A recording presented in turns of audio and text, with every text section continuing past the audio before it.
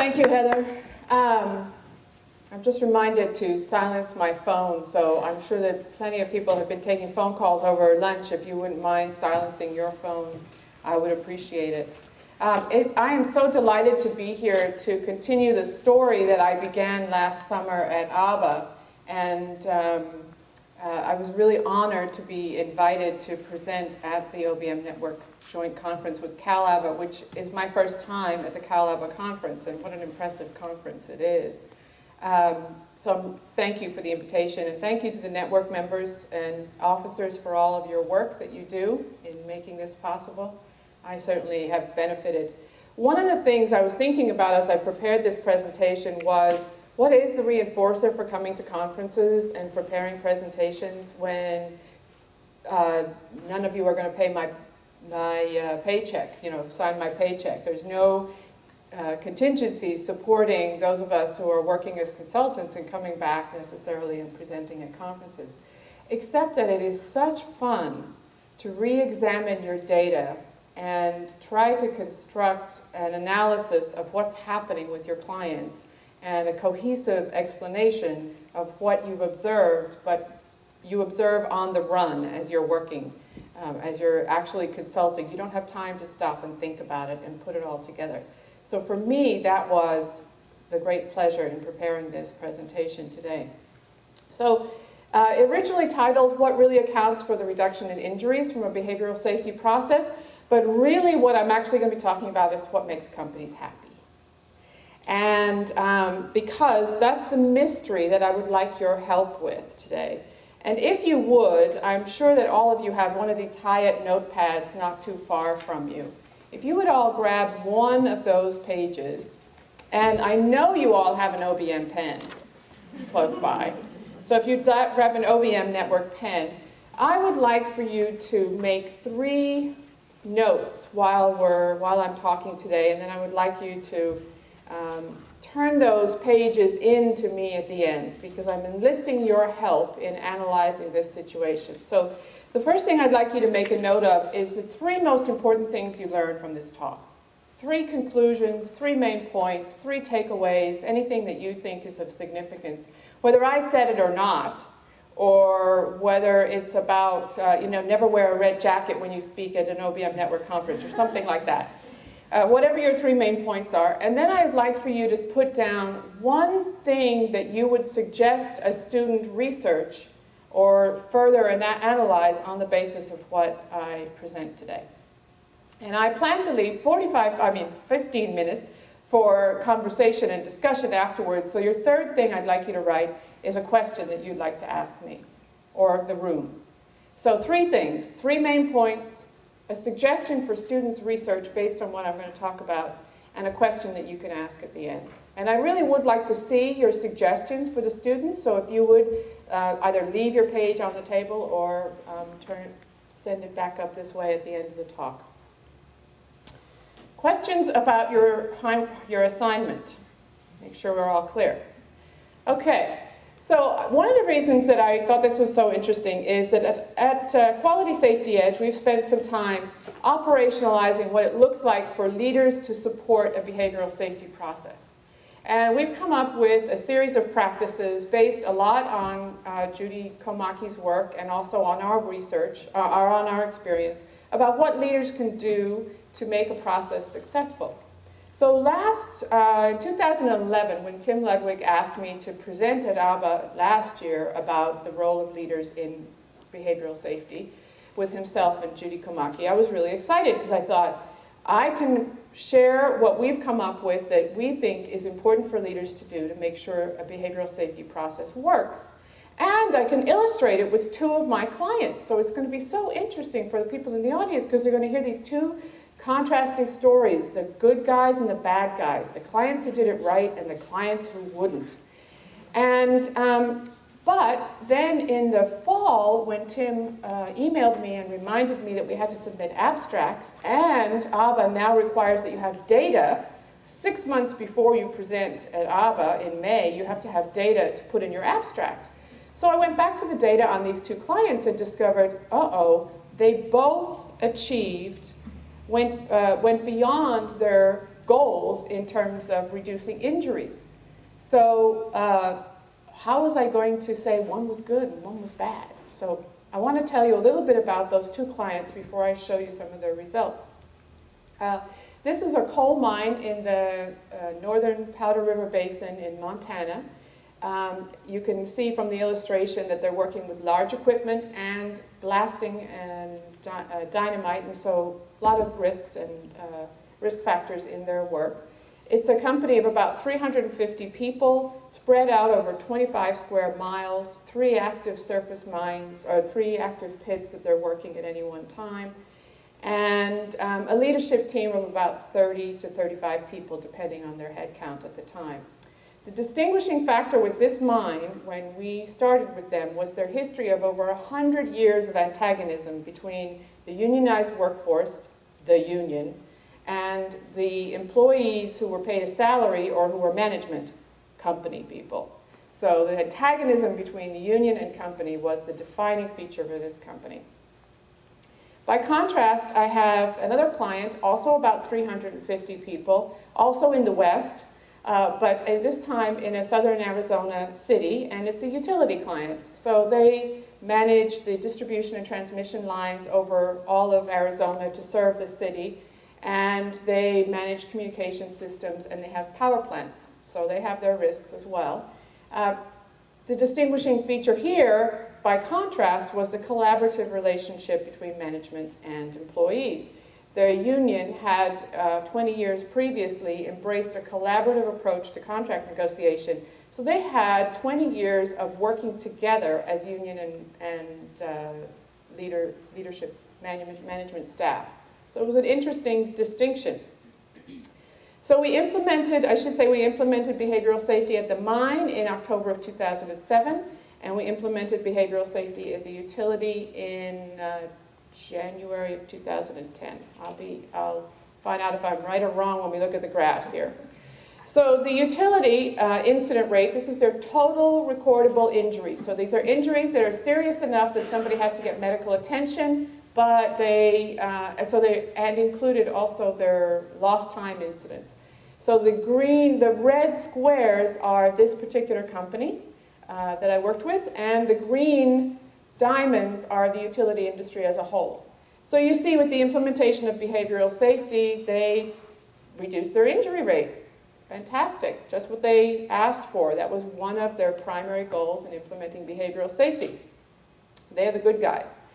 So at the mine, this is the data that I looked at and thought, wow, they have also achieved their goals. They have reduced their injury rate. In the red there, their total recordable injury rate below the mining industry average, and their more serious lost workday cases, they've also reduced below the mine industry average, surface coal mine average. So I thought, okay, well, I can't say that leadership practices determine the success of your behavioral safety process because, look, they didn't get the results they wanted, because they both met one of their main goals. But my experience is that many companies who are implementing behavioral safety don't do it with only that single goal in mind. They have 2 other goals primarily. They want to have an employee-driven process, so they want to involve employees in a meaningful way in promoting safety, and they want a positive safety culture.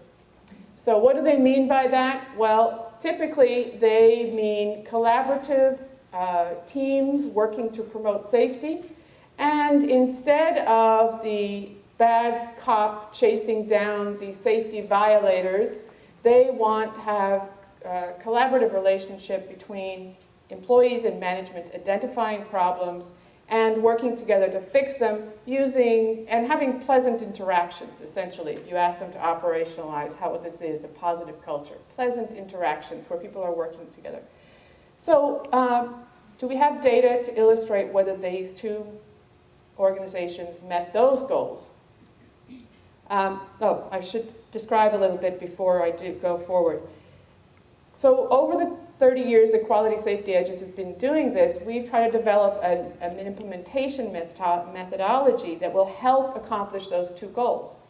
So, for example, rather than having myself, a behavioral expert, work with their safety professional to identify all the behaviors that they need to improve, because he's the safety expert and I'm the behavior expert and we can come up with the best checklist, we actually go through and put together a joint management employee design team, and they identify their own target behaviors through an analysis of their incidents and a prioritizing of the behaviors. So we're working to develop an employee-owned, employee-driven process right from the beginning. It might not be as technically perfect as it would have been had I developed it, but from the beginning we're working with this design team to develop the process. An example would be that all of the data goes to employee management steering committees who analyze the observation and feedback data and identify barriers to safe behavior and come up with plans and implement those plans to try and remove the barriers to the safe behavior, things that make it difficult for people to work safely. Again, it might be much more efficient and effective to send the data to a safety professional or a management team member and have them do the analysis and have them do the implementation of safety plans, but we wouldn't have an employee-driven process. We wouldn't be developing those collaborative relationships. So in these companies, we develop steering committees and train them to do that analysis. They meet on a monthly basis to look at the data. In addition to coming up with the safety action plans where they actually take care of some of those barriers, they're also managing the participation of all the other employees in conducting observations and delivering feedback. So employee-driven process, we've interpreted it to mean all the employees are involved in doing the observations, not a highly trained core team who might do a better job, but we would lose that goal of employee-driven and employee involvement. So here they are recognizing the people who meet their goals for participation, and here they are getting up at 3 o'clock in the morning to cook a breakfast for the folks who met their participation goal when they set a monthly goal for how many people would participate that month. So then they communicate all the results of all of this to the rest of the workforce and get their input on the safety action plans or the next celebration, whether they're going to eat barbecue again, or they're going to have kolaches and coffee or something. So they get the other people's input. So this is the team members presenting at a safety meeting. And they communicate using bulletin boards, so they get creative about how they're going to communicate about the safety action plans. So we thought these two goals, I wanted to show the data about whether these two goals were being achieved back in May.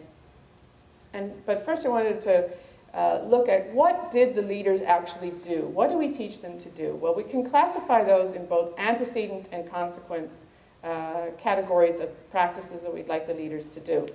So how did they do on some of those? One of the things we ask the leaders to do is talk about behavioral safety a lot. That means at least once a day, say the words behavioral safety. I don't care what you say when you say them. You can say, I like it. You can say, I forgot to do my observation. You can say how you're going to a team meeting today. You can say anything you want, but you've got to say something related to behavioral safety every day. Well, in the utility, they talk about it all the time. If you go to the mine, you never hear the management talk about behavioral safety. They never mention the process at all. We ask them to provide basic resources to the steering committee so they can conduct an analysis of the data and actually have a meeting or send out emails or any of the number of things they need to do to manage the process. In the utility, they all had their own laptops in their vehicles. They all had email addresses that they had access to computers and printers and faxes and things that basics, real basics. At the mine, they would meet monthly. If you didn't use your email address, your work email address within every 2 weeks, it went inactive. So every month, the steering committees would get together and then their emails would have gone inactive again. And then they would have to go through IT to get their email addresses activated again. And of course, all the email messages that had been communicated, things that had been communicated to them were lost. So it was a nonstop fight for them. They didn't have printers, nobody had computer skills, nobody trained them on how to use the computer. So the basics. We even asked the leaders to do the basics, but they wouldn't do that. We asked the leaders to actually participate in doing observations. You're the leaders, so let's model participating in the process. And I'll show you how that worked out. The participation data for the leaders in the utilities. So there's 4 different groups, but the average of the 4 groups is the large blue circles. And you can see that after my first coaching visit, 3 months into the process, when I reminded them about the importance of participating in the process, their participation shot up, and it stayed up at 100% ever since. Pretty much 100%. This is the mind's participation over the last 5 years amongst the leaders, and it hasn't even approximated. You know, they barely bump up to 80% on a good month. So they're really struggling to get the leaders to participate in doing the observations and providing the feedback. Then there's a bunch of practices we put in the category of consequences that we ask the leaders to do, and these are hard to illustrate with nice, cute pictures, but here's some pictures of leaders participating in celebrations. And when they go to the celebrations, because the group met their participation goal, they're supposed to say nice things to the steering committee about what their hard work is accomplishing for the company, and how great the safety action plan is that month, and how they really appreciate all their work. And at the utility, all 3 pictures are from the utility, where the leaders, all of the leaders attended all of the celebrations and always spoke at them publicly, saying how wonderful they thought the steering committees were and the people who participated in the process, and how important it was for the company to meet their goals. At the mine, the leaders would not participate in the celebrations. And again, I already told you they don't say anything about BBS, so they're certainly not going to be saying anything nice about the work of the steering committee. So the leaders didn't participate, the leaders at the mine did not follow through on any of the training or coaching that we delivered.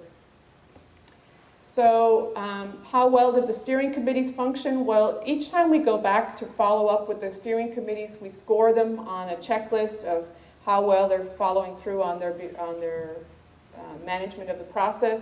And here are some averages for the utility, the blue, and the red scores for the mine, for the steering committee. The steering committees at the mine just really struggled. They really struggled just to even get in the same room at the same time in order to talk about what was going on with the process, because their leaders didn't schedule them to be available at the time when they were supposed to have their meetings. So these are some process data that show that the things we thought would predict success were quite different between the 2 companies. So I mentioned that one of their goals is to identify what's preventing people from doing a particular behavior in a safe way, and come up with a plan for removing that barrier, implement that plan, follow up, communicate it to their colleagues. And back in May, I shared that the utility, I shared this at ABA, the utility averages 50 of these a year. So they have 4 steering committees, and each of them their goal is to have at least one of these action plans underway at any one time. So they're averaging 50 different barriers that they removed to safe behavior. The mine barely made 10, and those mostly come from one particular steering committee. So they're really struggling to use the data and do anything with it, the observation data. If the steering committees were functioning well, they would also be modeling participation in the process, just like the leaders. So here are some data on the participation of the steering committee members in conducting observations and delivering feedback to their coworkers. So again, you see at the utility, the steering committee members, when they first got started, they didn't remember that we said it would be really important for them to participate themselves if they were encouraging their colleagues to participate. But after a reminder, they all started participating on a regular basis. So that means that they're doing an observation and feedback with a colleague at least once a week, or an average of once a week. At the mine, the steering committees, for the first 3 years of the process, didn't even make it up to 50% participation. That means you're sitting on a steering committee managing a process in which you yourself have not, 50% of the people were not even participating. So you could see that the process, if you're looking at the metrics around the success of the process, again, illustrate the differences between the 2.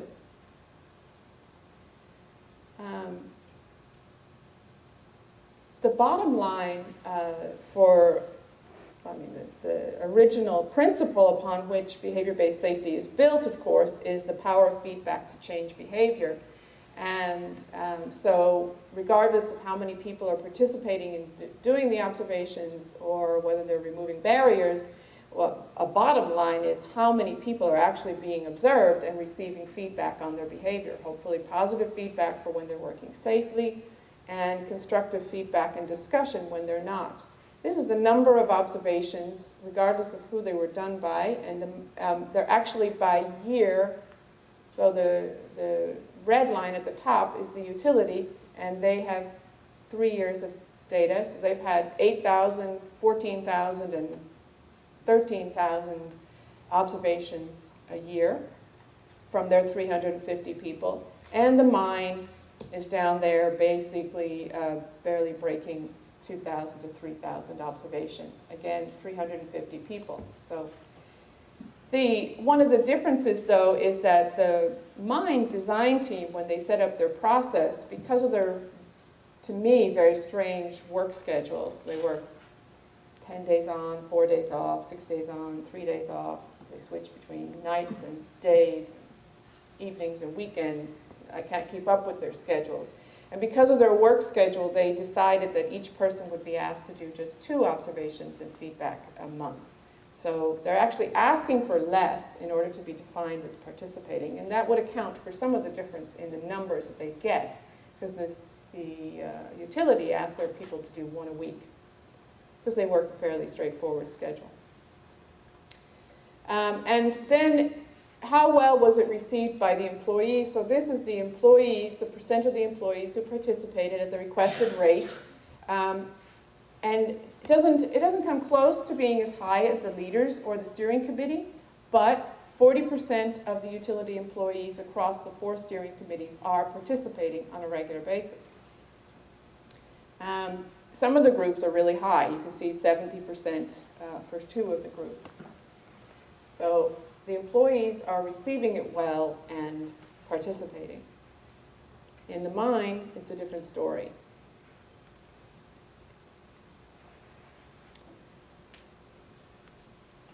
So, Tim asked me to present the results. When I put the abstract together, I couldn't say that the mine leadership had led to a failure of their behavioral safety process and the utility leadership had led to a great success, because the incident data didn't support my thesis. And then when I presented these results about the process metrics indicating that the leadership support did lead to different outcomes, this is not an employee-driven process where you only have 20% of your employees participating. It's not what we think of or what we ideally think of as an employee-driven process.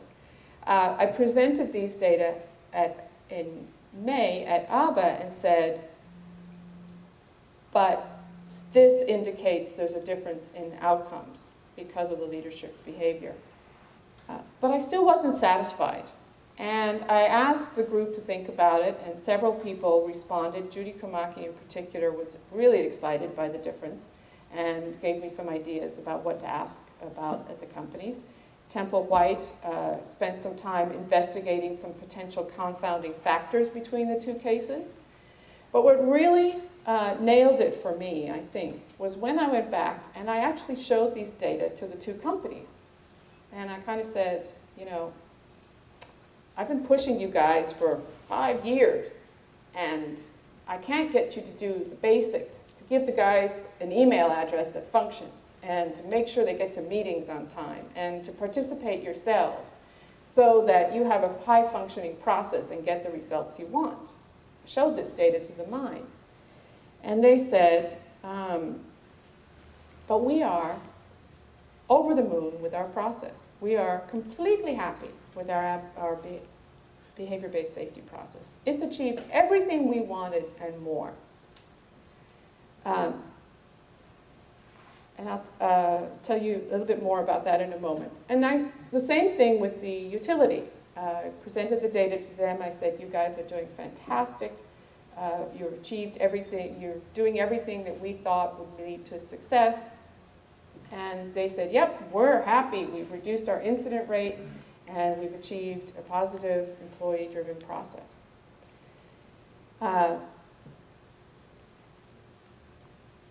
And last month, when I was at the mine, I heard a story that contrasted and illustrated this so well for me. There's a crew called the reclamation crew at the mine. They reclaim the ground that's already been strip mined. They make it look better than it looked before, even sometimes. So they go around in large bulldozers, and one of their roles is to build up berms at the side of the road so the other large equipment doesn't roll off the road into the ditch or just get damaged or hit things on the side of the road. So they push dirt into a big berm on the side of the roads. And one of the drivers told me that he now gets calls from all over the mine, from people who have driven to this 26 square mile mine. They could have driven to any part of the mine and noticed that the berms were not as high as they should be. And they'll call him up on the radio and tell him to go over there and fix the berm, which he then does. And what this illustrates is the contrast. So I'll contrast it with when I first did my safety culture assessment at the mine 6 years ago. They told me a story about an employee driving a reclamation dozer was driving into the blast zone where they were blasting off the overburden before they started digging the coal. And somebody saw him, one of the drilling crews saw him driving towards the blast zone and clearly about to drive into the blast zone. And they didn't say anything. And I asked them why, and they said, well, that's the safety man's job. So it's nothing to do with me if he's going to go over there and get exploded. Nothing to do with me. It's the safety man's job. So today, they're actually, that the illustration of whenever they drive anywhere in the mine, not their zone, not their area, but they could be anywhere in the mine, and they see a berm that needs to be fixed, they pick up the radio or they pick up their cell phone and call the reclamation dozers and have them come over and fix it. So first of all, that is huge, huge difference. They're so much more proactive about protecting their safety and the safety of other people. And the fact that the dozer drivers actually feel empowered to drive 20 miles across the mine to fix the berm, they never would have done that 5 years ago. 6 years ago, they wouldn't do anything without asking permission first because they might get in trouble. So that started me thinking about what the management of this mine has actually done. And they're so much wiser than I was.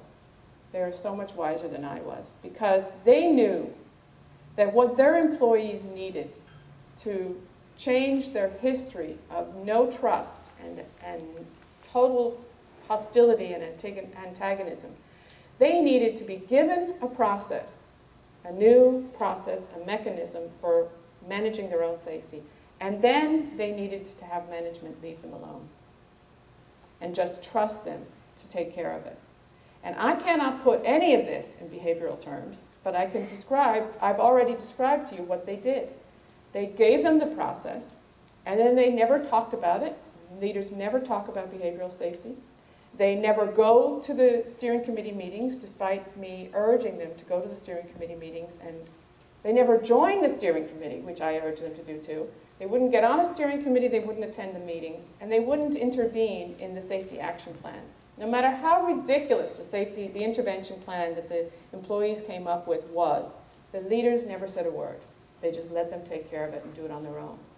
So really, they knew that what they needed was not to get involved, to take their hands off of safety with regards to the employees and let the employees handle it themselves. So, by contrast, the utility already had a history of collaboration. When I arrived to do my culture assessment at the utility, this is really amazing. This is one division of a large energy company. So, of course, the energy company had a way to track their incidents and injuries, but this particular division did not. So in 2009, they were not tracking their incidents and injuries. They were not doing investigations, and they were not following up on any action items that might have come from those. One employee, totally on his own initiative, decided he was going to develop a way for them to track their own incidents, first aids and near misses and actual injuries. And came up with an Excel spreadsheet and put together a committee, and they started tracking incidents. He rolled it out. He trained all the supervisors on how to report them, completely on his own initiative. And with when he presented it to management, they fully supported him. So you could tell, before we started behavioral safety, they already knew how to take initiative. They already felt empowered. They already felt free to take the initiative to improve safety. All BBS did was give them a formal mechanism. It gave them a formal location with which to, or opportunity or time for people to stop and talk about safety, and then a documentation system, and then a mechanism for using that documentation to address the issues.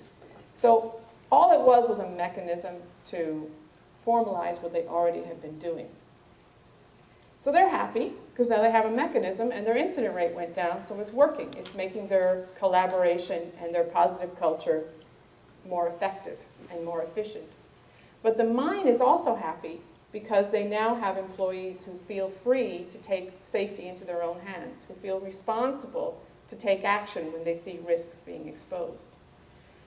So I concluded that it's all relative, that the reason that these companies both achieve their results is it all depends on where you start from.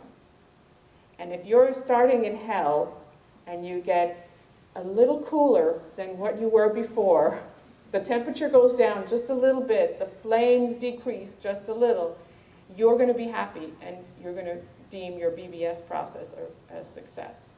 But if you start way up in the heavens, it takes, it won't take very much to keep people happy. In fact, there is a whole field of psychology now called happiness psychology, believe it or not. And one of their principal findings is that it's all relative, that it all depends on the people around you and what they have and what their lives are like. And you'll be happy to the extent that you have just about the same amount that the people around you have in terms of material wealth and freedom and empowerment. And so I thought, wow, those happiness psychologists really would have known exactly what the answer was to this mystery of how come these two companies reach these results.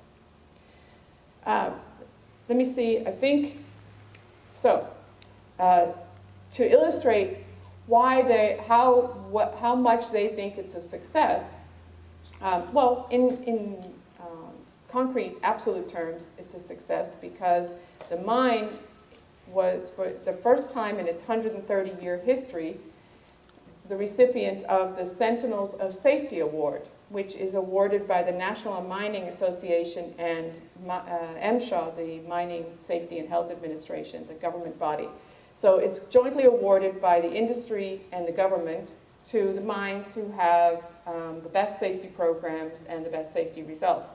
And the results, they actually audit the incident data to make sure that it's true data before they award this award. This is the first time this mine has ever received it, and it's the first time this corporation has a mine that has received it. And it's apparently the most prestigious safety award in mining. So they got some outside validation for their achievement, but they also decided that it was working so well to change behavior that they now want to expand their behavioral safety process to include the conditions in the workplace that might lead to MSHA violations. They get inspected twice a year, and they also get miners calling, well, actually, they wanted to reduce the number of violations they get per inspection, but they also want to reduce the number of times that miners call the 800 anonymous number and call MSHA to come in and do an unexpected inspection. So they call those their, the name is escaping me right now, but they want to reduce the number of those calls. And they've also decided to implement BBS at their 5 remaining mines in the corporation. So that's how happy they are. And the utility has decided also to spread BBS to the rest of their corporation. So they have, the rest of their companies, they have several power plants that they want to include. And they've now generalized the behavioral approach to quality, productivity, and customer service. And they haven't included us in that implementation at all, but I was just excited that they saw value in the technology and wanted to apply it to other things. I would love to have been involved in it. So I think that is